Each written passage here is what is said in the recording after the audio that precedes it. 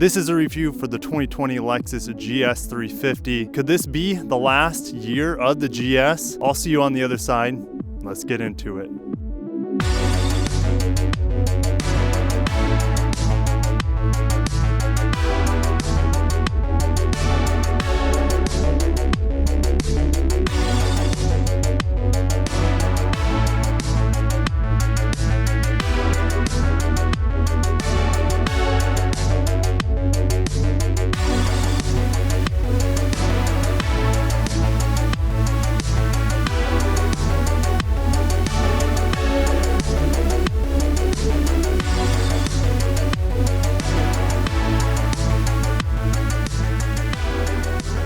So this GS from Lexus, this car has been around since 1993. Now, in the current form, this is a 4th generation GS. It came out in early 2012, and very little has happened to it in that time since. In 2016, it received a nice little refresh where you can see these beautiful triple beam headlights, a revised grille, some additional changes as well, mainly to the styling. In 2016, they also upgraded the motor, increased horsepower just a little bit to 311. But this vehicle is very, very long in the tooth. But despite that, it is still a great car, and let's dive into why. Let's go over the styling. There's no denying that the styling of the GS is still beautiful. It is a gorgeous car. The triple beams are still relevant. Would it be nice if they were updated with the newest Lexus headlights? Of course they would be. But why would they do that if they're going to cancel the car? Which they might. No confirmation yet. You can see the beautiful daytime running lights flickering a little bit, but to the naked eye, they're nice and solid, very good looking. The grille still looks great, in my opinion. This mesh pattern is synonymous in all F-Sport packages, and that's really the only way we receive this car for the most part here in Omaha. Special thanks to Lexus of Omaha for providing this beautiful Lexus GS. And what a better time, because this might be the last year of this splendid vehicle. Here we see it in atomic silver.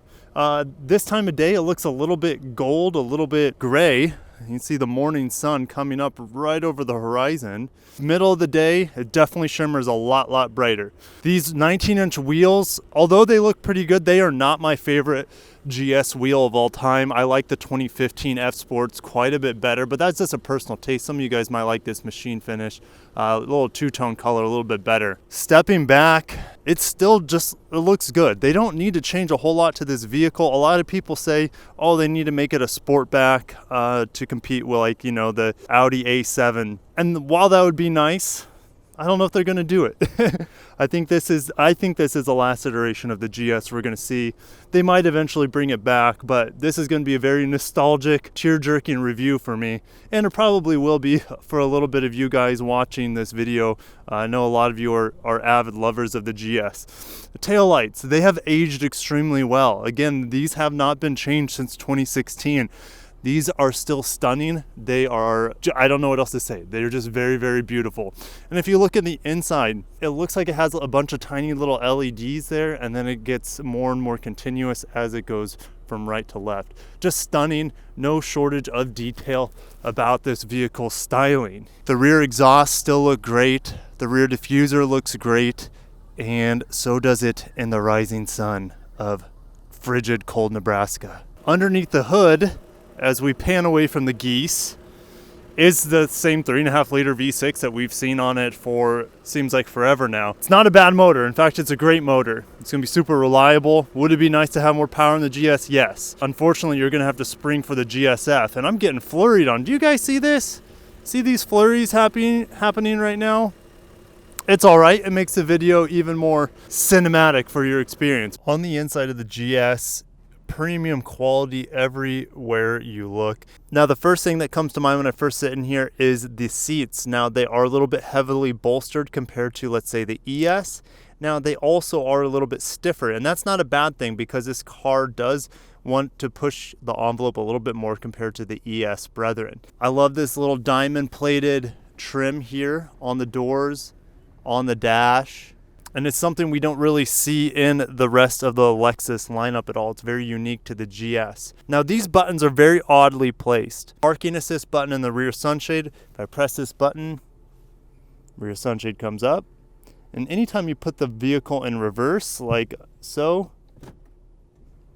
that sunshade comes down. If I put it back into park, it goes back up. It can be a little annoying because it's so slow, but I guess it's kind of a nice feature. They want you to be able to see out your rear window when you're backing up. CD player, Mark Levinson, comes as no surprise. It sounds great in this vehicle. I still think the ES does sound better with the more updated, more speakers, more amperage.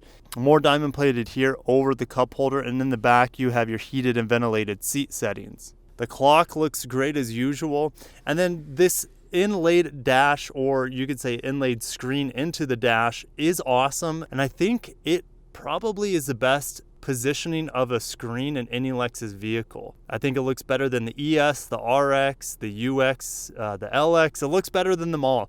It's just nice nestled away into the dash, and it doesn't come up into your line of view or anything like that. Unfortunately, it is a antiquated generation of Lexus software. This is several generations behind now compared to the newest, which is generation 11. Will this get you around just fine? Yes, but the voice controls are going to be very clunky, and it's unfortunate because you're spending, a lot of money for this beautiful car, and it does not come with the nicest and most updated features with Apple CarPlay, Android Auto, better voice controls, etc. The dash here behind the steering wheel is excellent. It is actually very similar to the RX's, or I should say the F-Sport RX's gauge cluster.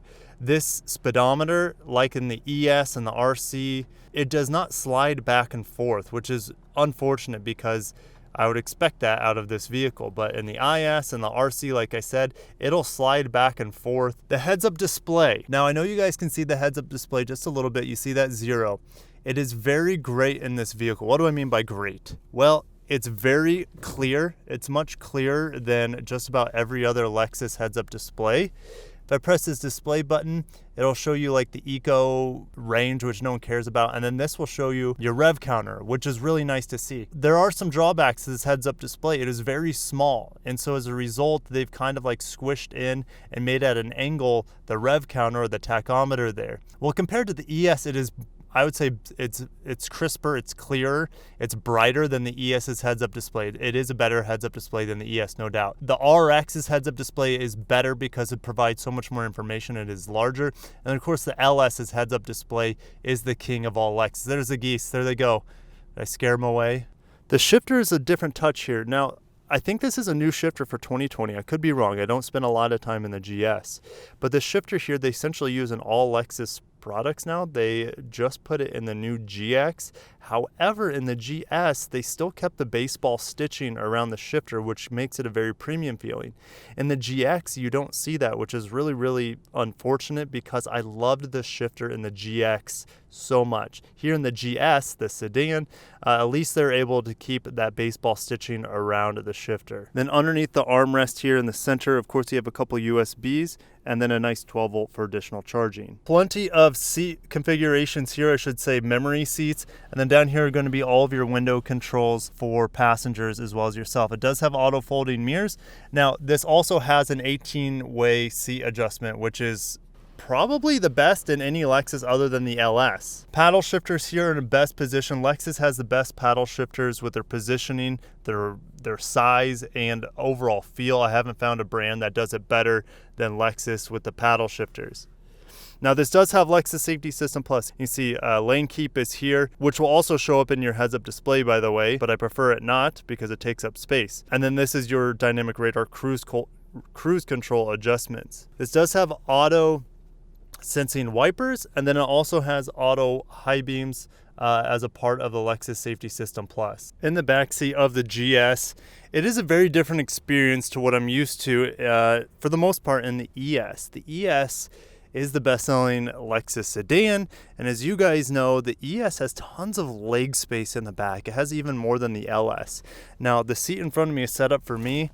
I don't have nearly as much leg space as I would like compared to, let's say, the ES. The ES just has a lot more leg space. Now, we don't have USBs in the back, but what the GS has always had is this nice 12 volt port there for you guys to put in maybe a USB adapter. The seats in the back sit a lot different. They're heavily bolstered, and that's very different compared to its brother, the ES. And this middle seat really isn't going to be a very accommodating seat. Why is that? Well, you see the huge drivetrain hump here in the back, and that is going to eat into your legroom if you have 3 people in the back. If I pull this down, cup holders come out of the middle here. There's this interesting tray. I don't know what you would put there. It's too small for a phone. And then inside here, now I just love every single little detail on the GS. It is definitely a better quality interior than the ES. Even though the ES is great and it's gotten better, the GS still is a better interior. You see this glossy black, which some people hate because of fingerprints, and then a nice glossy black around here. And this nice leather armrest is awesome. If I open this up, a nice little storage container for phones or whatever you want to put in there. There is a pass-through, so rest assured if you have some really weird long luggage, there's your pass-through to the trunk. But yeah, just appreciating the seats here on the GS. They are exquisite, they are gorgeous, and they remind me of the similar quality that we see in the RC Coupe. And we're off in the 2020 GS. This is going to be a very heartwarming yet a little bittersweet moment for me. This vehicle was originally designed to fight the 5 Series BMW, as well as the Mercedes, maybe E-Class. I don't know why Lexus has kind of given up on this segment. A big part of it might be because sedans aren't doing very well, or at least sports sedans. The ES continues to sell like hotcakes. That thing is such a good value for the money. It comes in, a well-equipped one comes in about 10 grand less than this vehicle, and it has things that this car doesn't. The ES has Apple CarPlay, it has Android Auto, it has a panoramic camera, it has a panoramic roof. It has Lexus Safety System Plus 2.0. It has more USB charging ports. It has noise canceling wheels. And the list goes on. That's probably the biggest features, but there's just so much that the ES has that the GS doesn't at this point. And a part of it is because Lexus, I don't know, it seems like they're thrown in the towel on this vehicle. So now that that's out of the way, now that we know this doesn't have all the current features, updates, how does this thing drive? Because that's what the GS is about. The GS isn't about gimmicks. It's not about bells and whistles, even though it has plenty. It is about the driving experience. The steering wheel is much stiffer than a traditional, let's say, ES. We'll just say ES. Steering is much stiffer. The brakes are much more sensitive. The gas pedal is a little bit more responsive. Speaking of gas, my tank is empty. I'm gonna have to stop at a gas station here. And that brings up fuel economy. That's something that this car really struggles with. It's got a big all-wheel drive heavy system in it that this vehicle's only gonna get you mid-20s at best combined, probably low 20s to be honest. It's rated at 21 combined miles per gallon. That is not very reassuring. In today's modern age, the RX gets better fuel economy. That thing's huge. It's way bigger than this. And what happened to the hybrid systems of the GS? Well, Lexus canceled them. They didn't sell hardly any. There was very little interest. I think that car was a little ahead of its time. We will probably see a hybrid version of the ES, not the GS, because I personally think the GS is dead. I think this is the last year of it. We'll talk more about that later. They have a hybrid version of the ES. The GS hybrid version got canceled last year. The 4-cylinder version turbo got canceled at the beginning of this year, which is 2019. But with the ES, expect there to be a high-performance hybrid system in it, maybe a plug-in hybrid shared from the Prius, or not the Prius Prime, but the RAV4 Prime coming out soon. Again, we're not going to see that for a couple more years. So again, unfortunate that we don't have any high-performance sedan options other than, well, you have the IS, but that's going to redesign this coming year. And then you have the LS, which is $100,000, $85,000 if you want one that's lesser equipped. So Lexus, it seems like they've been wanting to do, oh, gas station, great. They've been wanting to do more performance in their vehicles, yet we haven't seen it yet. Yes, there's a GSF. But again, you would have to pay about 80 to 90 grand for a GSF. No one in this segment, very few people are going to be, oh man, this thing just turns in so great. This drives a lot better than the ES as a driver's car.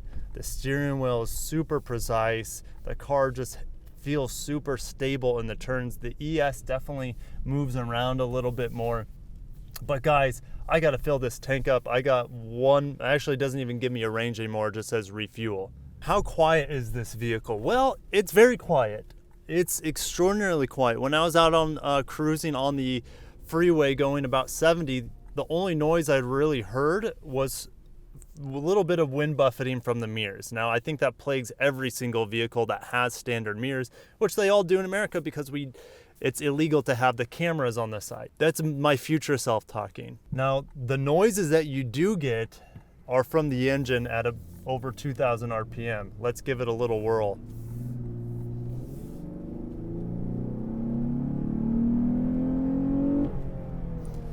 The motor induction noise in this car is something that is in the F-Sport models, mainly the GS and the IS.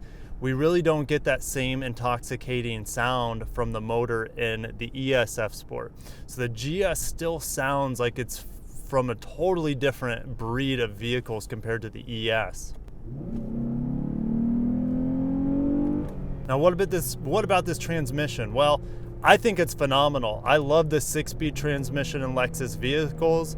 Engine braking's good in this vehicle. Now, I'm never gonna, if I own this vehicle, I would hardly ever use a paddle shifters. Now, I'm not even in Sport Plus mode. That does make the steering a little bit stiffer, stiffens the dampening in the corners, as well as make the transmission and the fueling a little bit more aggressive. So now we're gonna talk about the future of the GS, which I don't really think there is one, at least in the time being. I think this is the last model year of this vehicle. So if you guys want a GS, get it this year, or find a really nice certified pre-owned, as there are plenty out there. And like I said, there aren't a lot of changes from even the 2012 model to this one. But what's going to fill the gap that this car is going to leave? I've been talking about the ES a lot. The ES will fill the gap for an all-wheel drive mid-size sedan. Is it going to fill the sportiness version of this vehicle? I don't see it happening, not in its current form. What about the IS? Well, the IS is getting a redesign next year, and it's said that the IS is supposed to get a little bit bigger. Now, I've also heard other rumors about the IS that it won't get the V6 unless you get the S-Sport package. I'm assuming it's going to get a hybrid variant, but the IS will have to have an all-wheel drive hybrid version, in my opinion, and so will the ES upcoming. So what am I going to miss most about the GS? Well, the premium interior more than anything, I think. Every time I get in a GS, I'm just surprised how intricate and how high quality every single nook and cranny of this interior is. From the leather stitching on the super soft dash, to the inset screen, to the unique trims that we have in this that we don't see, the baseball stitching on the shifter. Now, luckily, this awesome steering wheel is available in other Lexus models, so I'm not going to miss this because I can get it elsewhere. But just even the window switches and the glossy piano black around that is something we don't even see in the ES. The back seat is super comfortable, bolstered. Now, it doesn't have the rear legroom as the ES. That's okay though, because those seats are just so comfortable. And unless you're 6'6", you'll probably have enough legroom in this car. Well, who's this car for? Well, if you want a midsize sedan that has all-wheel drive, is going to be extraordinarily reliable, fun to drive when you want it to be, exquisitely comfortable all the time, even when you're pushing it. It's not going to tick your box for blow your mind like turbo boost, smash your head in the back of the headrest performance. No, but it is very satisfying. And the 99% of the time when you're not pushing this vehicle, you're just in complete high-end luxury quality and comfort and quiet and an excellent driving experience. This car is very well rounded. And then every once in a while, let's say you're getting a little too comfortable, just downshift it with the paddle shifters, get a second gear, and you're gone. You know, that's all you need every once in a while. Just a little bit of acceleration, and that's what the GS is for, is to give you hints of sportiness while remaining in utmost luxury and comfort. I know the price is a little bit high. That's a big reason why the ES does well. I know that it does have all-wheel drive. That's really the main thing that's keeping this vehicle alive at this point. Even though sales numbers are not good on it, they haven't been good for many years. But I do think this vehicle is always going to hold a special place, not only in my heart, but I know a lot of your guys' hearts as well, because it has been around for so long. It does have so much history. It does provide a sporty feel. Now, will I own a GS one day? maybe it would be the GSF, because I feel like that's the ultimate version of this car. And I feel like the V8 in the GS has always been what this car should have been from the beginning, or at least always offered it and at an affordable price. Unfortunately, that's really never been the case. But technology aside, GSF aside, replacement vehicles aside, this is an exquisite vehicle. If you are thinking about it, just go ahead and try it. I definitely think you will be impressed by the overall package, its overall quality, interior, exterior, and feel. Special thanks again to Lexus of Omaha. They just won Best of Omaha for at least the 3rd year in a row for luxury dealer. Hit that like button if you liked the video, and subscribe for more of my content. A lot of reviews on Lexus vehicles, as well as tons of Toyota and Lexus news. But I'll see you guys in the next video. Thanks for watching.